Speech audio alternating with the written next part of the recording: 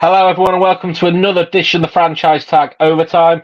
I'm Gareth Smith, and today I'm joined by Skye Pank, as usual. And today, a very special guest, Washington Commanders star defender, Efe Obada. How you doing, Efe? I'm doing great. I'm doing amazing. Thank you for having me. Now, thank you very much for coming on and speaking to us. We do truly appreciate your time with us today. So, what I'd like to do to start off with, if that's okay, is because you are probably one of the successes that, when we think of players from these shores and the NFL kind of academy which we have over here, but we also know that you get heavily involved with the NFL Academy. So, I'd like to learn a little bit more about what kind of stuff do you like to do with the Academy, if that's okay. So honestly, it's a huge range of stuff. I'm just really invested with the initiative initially, the way it creates opportunities for young kids over here and across Europe. And we've seen the success in how many kids are getting full scholarships right now, and how the talent pool for where people are looking is being expanded into Europe. So they would just we're having different conversations. We're changing the perception of where we should look for talent, and the involvement and fanship of the sport. So I'd go out there. I give the kids a hard time. I compete with them. I join practice. I get involved with some of the work that they've done recently. We just had our first NFL Academy honors, where we obviously acknowledge some of the successes and the sacrifices that these kids have been putting through. Both academic and on the field. There was like an award that was named after me, a community award that Peter Clark won, which was really cool. I was being a part of that. But anything that helps the kids bridge the gap or educate them about the journey of living abroad, playing American football, academics, anything that I can do, any wisdom that I can embark on them is what I really do. I'm fortunate enough to be involved. I'm a resource to them, and I just want them to know that they can access that. And as you mentioned, there's been some fairly recent successes in relation to players going over to the States. We had Emmanuel Okoye on not too long ago, and obviously you were mentioned as an inspiration of his to show that what is possible at this point in time. He's an absolute monster of a man. Like, you just see the size of him. And seeing players like that, though, going over to, say, the likes of the University of Tennessee, how proud are you to see that kind of thing happening? Immensely huge. I started fairly late. Dave, even though he's still fairly new, he's athletic. He has the right tools. He has the mindset. He's 100%. I 100% believe he's gonna shape the game and pave the way for more people to come, and he's gonna definitely surpass me. I'm immensely proud of him. The hard work, the journey that he's taken from Nigeria to come to England to, conquer the NFL Academy, and now he's over there. It's as long as he stays healthy and keeps the right mindset, he's gonna go far. And like I said, he's gonna have that chain effect and that butterfly effect to keep paving the way and show people that it doesn't matter where you start from, it doesn't matter where you come from, as long as you work hard and you have faith and you believe, you will definitely achieve your goals. That's brilliant, Efe. Lovely to meet you. Thanks for being on the show. You spoke about, obviously carving the way there, but you still got your own career going on, as we know, as a part of the Commanders.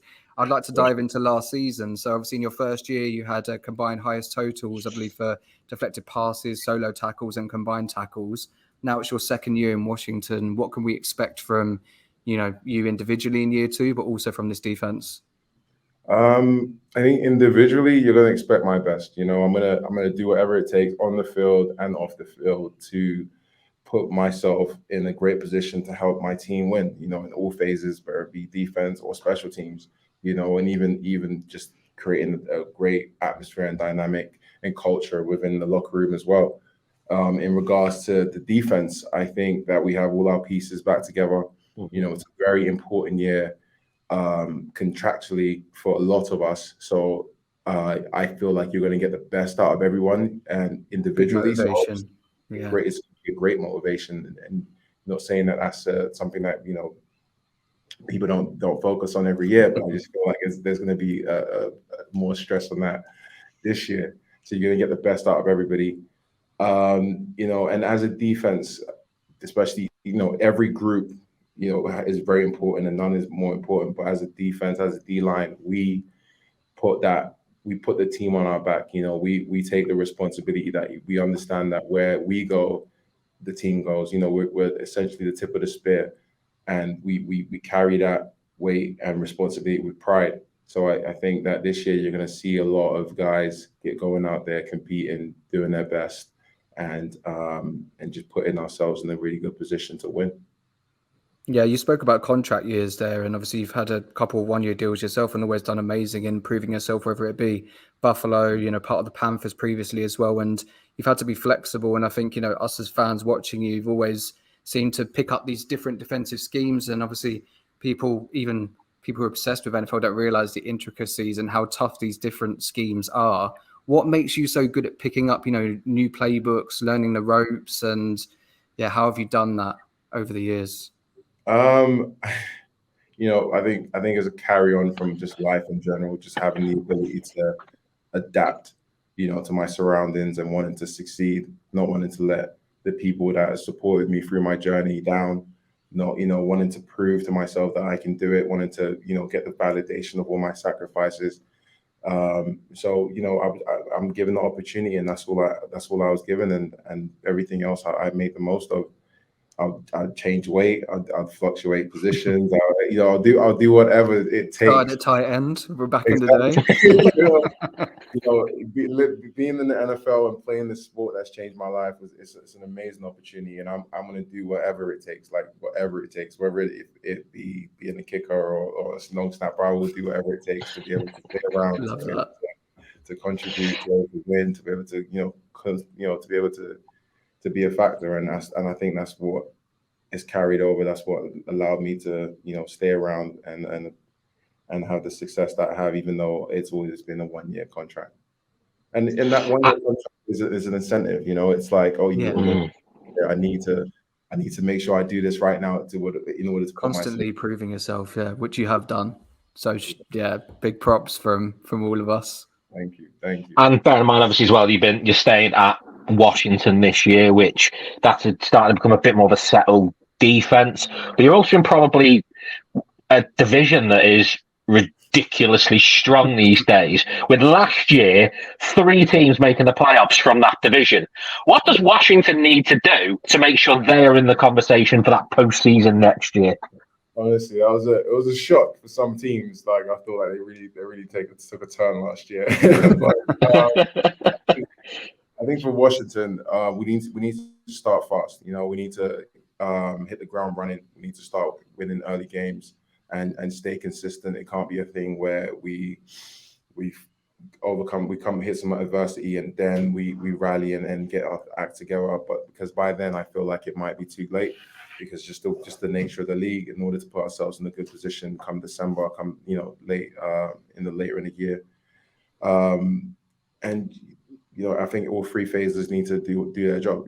Just need to play complementary football and constantly get that ball to the quarterback's hand so that we can get points and win games, and win divisional games. Those are the fun, right? But it for us, I think the emphasis is starting fast and hitting the ground running. There's just having more urgency early on in the season. And you mentioned, obviously, the division games will be fun this year, and they've got 3 very highly paid quarterbacks in this division, with Jalen and Daniel both getting big contracts, and Dak already previously been on one. Is there any quarterback out of those 3 you are most looking forward to chasing down this year?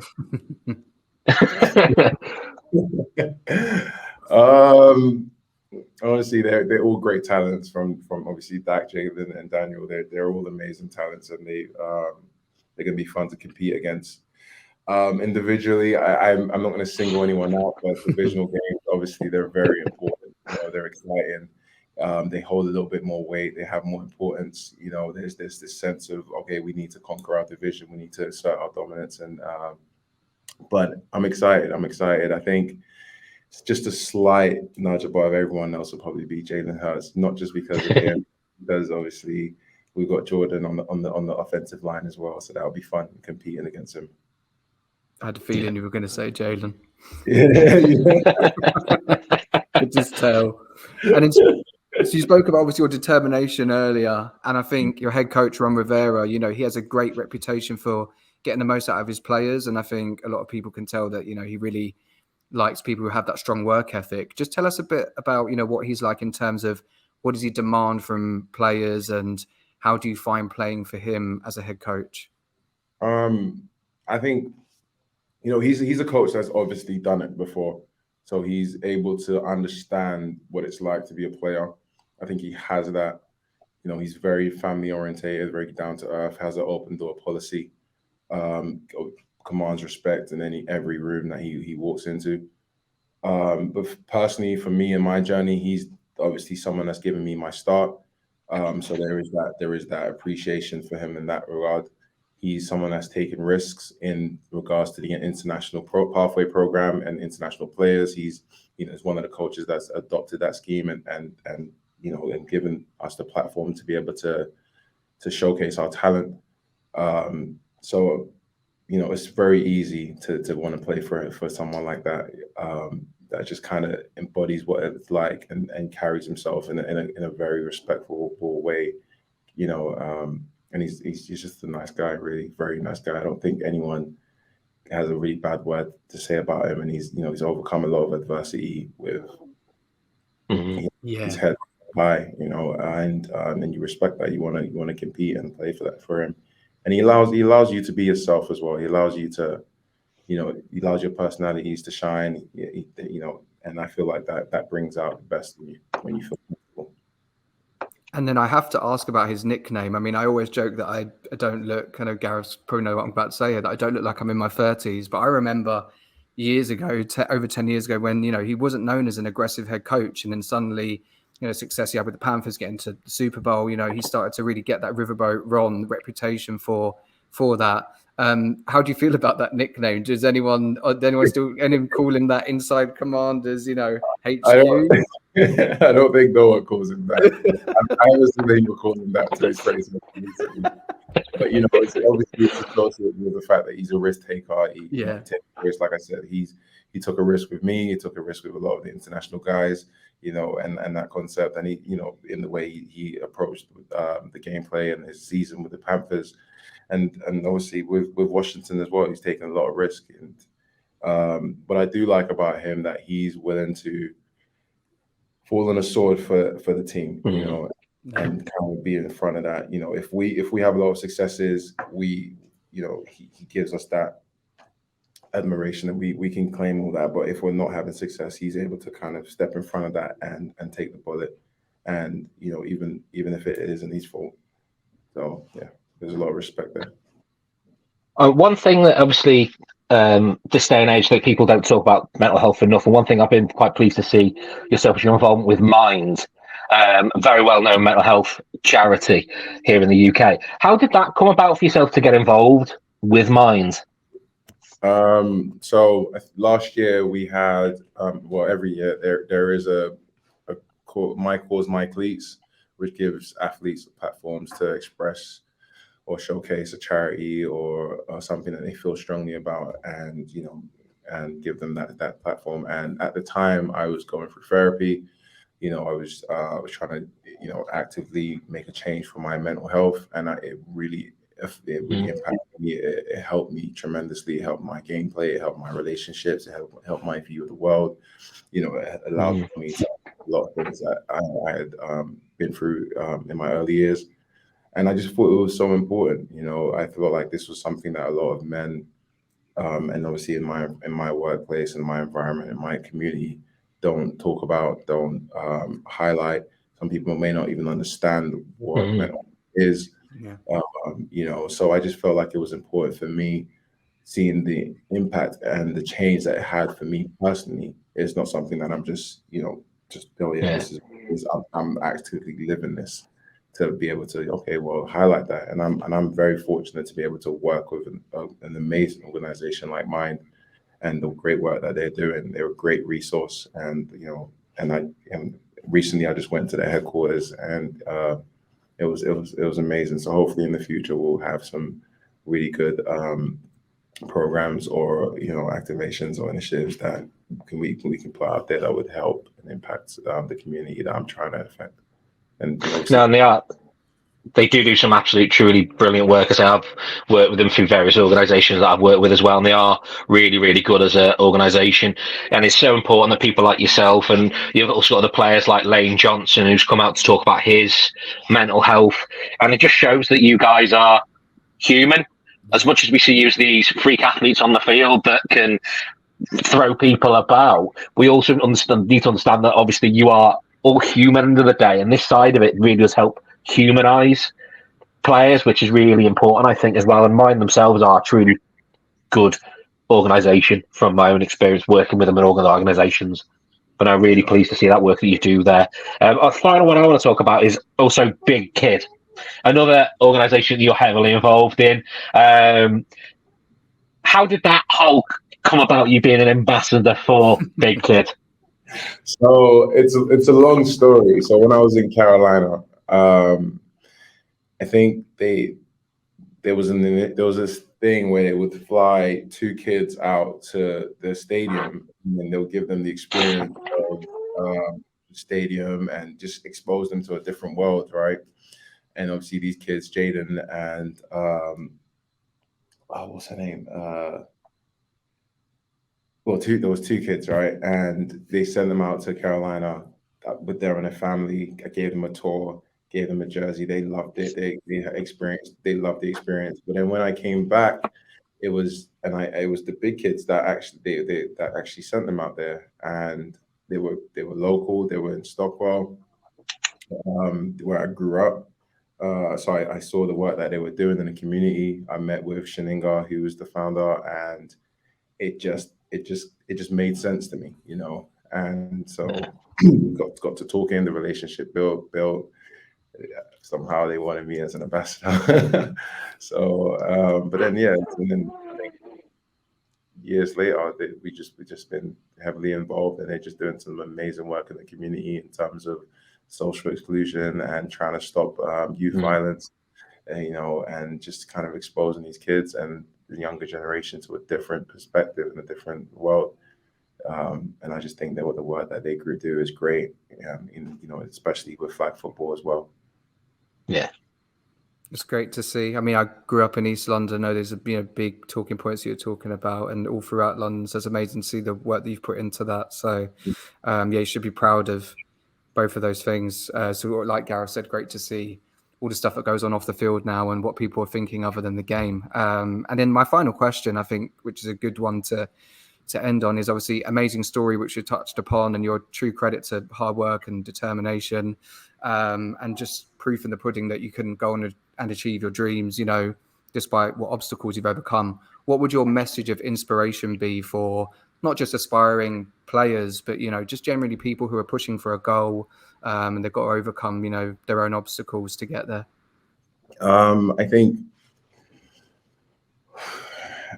think one, you have to, it's cliche, but you have to work hard, and because nothing is guaranteed. Even if you do work hard and you do everything right and you put yourself in this right position, it's not even guaranteed. And that's crazy, right? Like, what I mean? There's guys that have been playing the sport from knee high, and they work hard, and they put themselves into a similar situation, but it's not guaranteed. So, but you owe it to yourself to work hard. You owe it to yourself to give everything and sacrifice and do whatever it takes, to be able to achieve your dream. That way, if it does work out, you have that sense of accomplishment and pride. But if it doesn't, within yourself that you've done everything, so there isn't that sense of regret. You should have faith, always have faith. And then lastly, I think that you should dream big, because it's possible, and I'm proof of that. It doesn't matter where you come from, doesn't matter your circumstances, environmental issues, family, whatever. Just continue to dream big and know that it's possible. Thank you. But it's possible. Well, thank you so much, Efe. It's been an absolute pleasure. And me and Gareth were really excited for this one, so appreciate you taking the time. We'll be with you, or I'll be there next week, Crystal Palace. Excited. So, we're excited for that. And everyone stay tuned for plenty more content. Yeah, exactly. So it'll be much more to come from the franchise tag. And yeah, thank you again.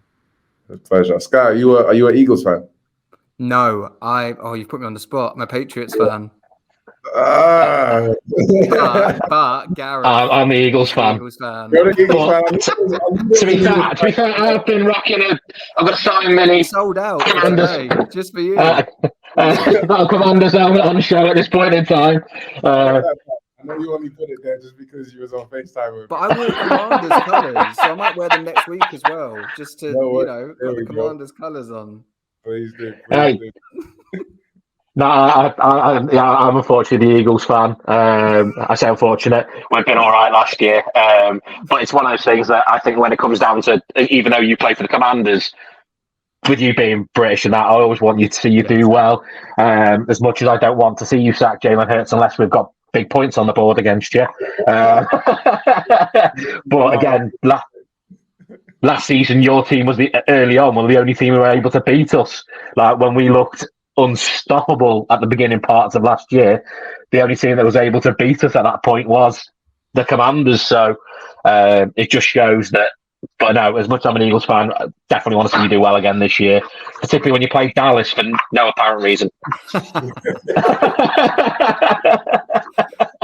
And I'll cross my fingers for double-digit sacks and for you next season, and a few on Hurts. You know, I don't have the investment, so.